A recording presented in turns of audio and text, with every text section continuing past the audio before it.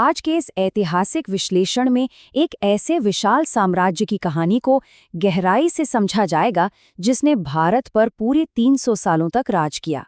ये कोई आम कहानी नहीं है, बल्कि 5 अलग-अलग राजवंशों के उठने, उनके एकदम चरम पर पहुंचने और फिर धीरे-धीरे उनके पतन की एक बेहद दिलचस्प और जटिल दास्तान है। इस लंबे दौर में भारत की राजनीति, वास्तुकला और प्रशासनिक व्यवस्था में कुछ ऐसे बड़े बदलाव आए जिन्होंने हमारे इतिहास की धारा को हमेशा के लिए मोड़ दिया। हर एक जरूरी डिटेल को अच्छे से समझने के लिए इस विश्लेषण को एक क्रोनोलॉजिकल क्रम में आगे बढ़ाया जाएगा। सबसे पहले गुलाम वंश के साथ साम्राज्य की नींव को देखेंगे, फिर खिलजी वंश का विस्तार, तुगलक वंश के अजीबोगरीब प्रयोग और उसके बाद सैयद और लोधी राजवंशों के सफर पर बात की जाएगी।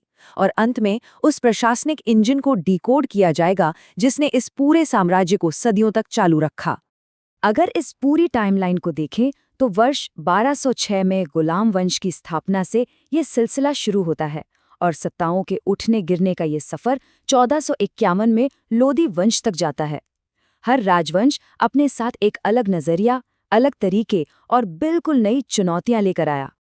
तो चलिए बिना किसी देरी के सबसे पहले बात करते हैं गुलाम वंश की, जिसने इस पूरे साम्राज्य की नींव रखी। इस वंश की शुरुआत कुतुबुद्दीन ऐबक ने की थी। वो मोहम्मद गौरी का सबसे भरोसेमंद सेनापति और घुड़साल का प्रमुख यानी अमीर अखूर हुआ करता था। एक आम पद से सुल्तान तक पहुंचना कोई छोटी बात नहीं थी। ऐबक बहुत ही उदार स्वभाव का था, इसीलिए उसे लाख बख्श भी कहा जाता था। उसने ही कुतुब मीनार और 2.5 दिन का झोपड़ा का निर्माण शुरू करवाया। लेकिन 1210 में पोलो खेलते समय घोड़े से गिरकर अचानक उसकी मृत्यु हो गई। इसके बाद सत्ता आई इल्तुतमिश के हाथ में, जिसे असल में दिल्ली सल्तनत का वास्तविक संस्थापक माना जाता है। इल्तुतमिश की सबसे बड़ी कूटनीतिक जीत ये थी कि उसने चंगेज खां से बचकर भाग रहे जलालुद्दीन मंगबरनी को शरण देने से साफ इनकार कर दिया और इस तरह भारत को मंगोलों के एक बहुत बड़े कहर से बचा लिया। इसी राजवंश में आगे चलकर 2 बिल्कुल विपरीत विचारधाराएं देखने को मिलती हैं। एक तरफ रज़िया सुल्तान थी, भारत की पहली महिला शासक। उन्होंने पर्दा प्रथा को पूरी तरह त्याग दिया और योग्यता के आधार पर लोगों को पद दिए। लेकिन तत्कालीन इतिहासकार मिन्हाज-ए-सिराज के नज़रिए से देखें तो उनका स्त्री होना ही उनके पतन का सबसे बड़ा कारण बन गया, जो उस समय के मानसिकता को दर्शाता है। वहीं दूसरी ओर सत्ता में आता है गयासुद्दीन बलबन। बलबन का तरीका एकदम अलग था। उसने रक्त और लॉ यानी ब्लड एंड आयरन की बेहद कठोर नीति अपनाई। दरबारी अनुशासन के लिए उसने सिजदा और पैबोज जैसी सख्त प्रथाएं लागू की और खुद को सीधे ईश्वर का प्रतिनिधि बताया। मकसद साफ था, किसी भी विद्रोह को बिना किसी रहम के कुचल देना। गुलाम वंश के बाद अब सत्ता का केंद्र बदलता है और एंट्री होती है खिलजी वंश की। ये वो दौर था जब सल्तनत अपने चरम विस्तार और ताकत पर पहुंच गई। इस दौर में एक चाचा और भतीजे की सोच में जमीन आसमान का फर्क साफ नजर आता है। जलालुद्दीन खिलजी एक बहुत ही उदार शासक था। रणथंबोर अभियान के दौरान उसने ये कहते हुए अपनी सेना वापस बुला ली थी कि ऐसे 10 किले भी उसके एक सैनिक के एक बाल के बराबर नहीं हैं। लेकिन उसी का भतीजा अलाउद्दीन खिलजी एकदम विपरीत था। उसने अपने ही चाचा की हत्या करके सत्ता हथिया ली। वो एक क्रूर विजेता था जिसका सीधा सपना पूरी दुनिया को जीतना था और इसी सपने के तहत उसने गुजरात से लेकर दक्षिण के राज्यों तक भारी सैन्य अभियान चलाए। लेकिन अलाउद्दीन सिर्फ जंग के मैदान का विजेता नहीं था, बल्कि वो एक बेहतरीन प्रशासक भी था।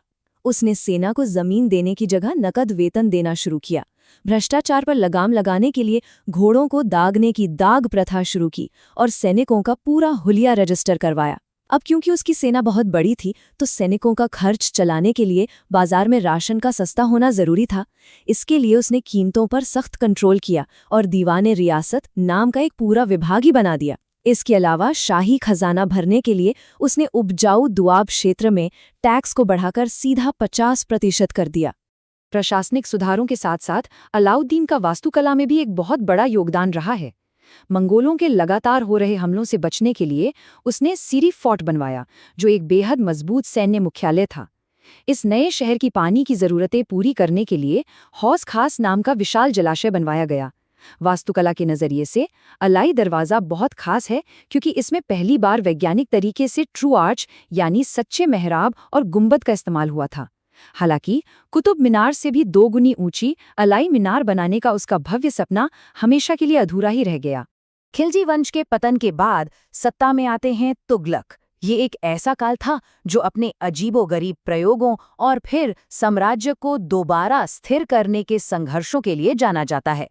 तुगलक वंश में एक ऐसा शासक हुआ जिसके बारे में ब्रिटिश इतिहासकार माउंट स्टुअर्ट एल्फिंस्टोन ने कहा था कि वो पागल था। ये बात हो रही है मोहम्मद बिन तुगलक की। ये टिप्पणी सुनना काफी अजीब लगता है क्योंकि असल में वो खगोल शास्त्र, गणित और कई भाषाओं का एक बहुत बड़ा विद्वान था। उसकी सोच अपने समय से कहीं आगे थी, लेकिन दुर्भाग्य से जब उसके इन शानदार विचारों को असल दुनिया में लागू किया गया तो वे एक के बाद एक बड़ी प्रशासनिक त्रासदियों में बदलते चले गए। चलिए इन विफलताओं को करीब से देखते हैं। उसका टोकन मुद्रा का विचार बहुत आधुनिक था, जिसमें तांबे के सिक्कों की वैल्यू चांदी के बराबर कर दी गई। लेकिन सुरक्षा के अभाव में लोगों ने अपने घरों में ही नकली सिक्के बनाने शुरू कर दिए। फिर इसने राजधानी को दिल्ली से दौलताबाद शिफ्ट करने का फैसला किया और इस जबरन पलायन में हजारों लोग रास्ते में ही मारे गए। सबसे बुरी बात यह हुई कि दोआब क्षेत्र में उसने 50% टैक्स तब बढ़ाया जब वहां भयंकर अकाल पड़ा हुआ था, और इसके ऊपर खुरासान और कराचल के सैन्य अभियानों में भी सल्तनत को भारी आर्थिक और सैन्य नुकसान उठाना पड़ा। इतने भयंकर नुकसान और उथल-पुथल के बाद इस आंकड़े को देखना बहुत दिलचस्प है।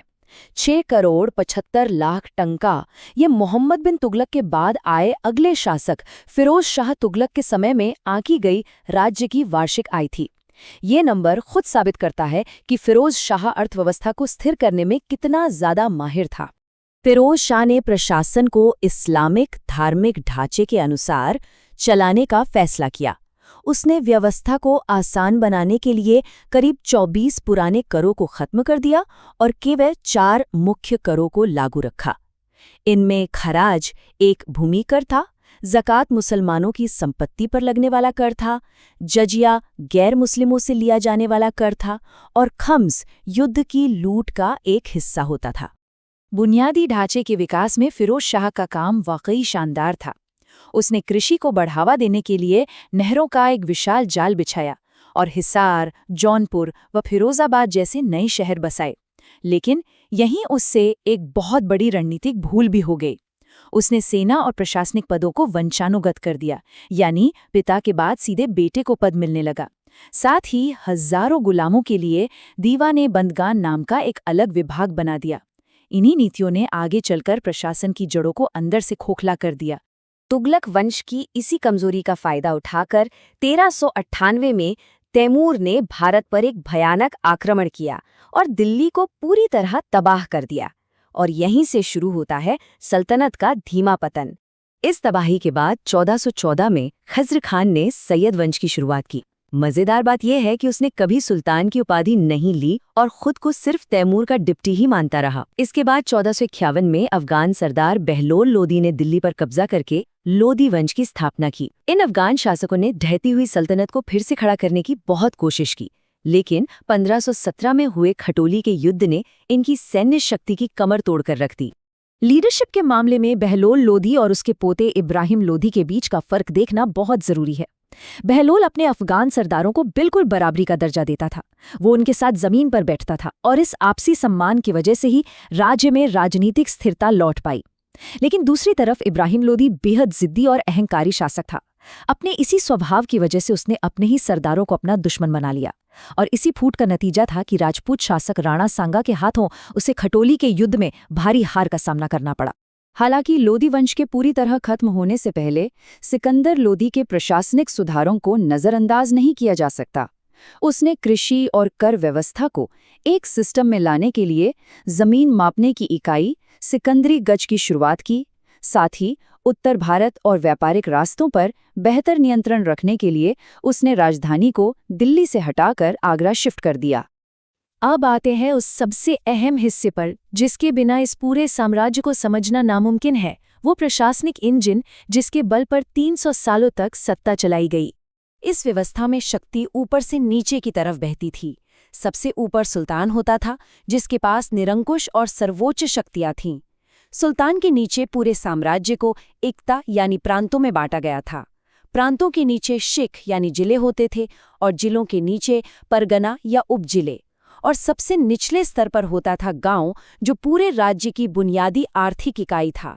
यहाँ का काम मुखिया, पटवारी और पंचायतें संभालती थीं।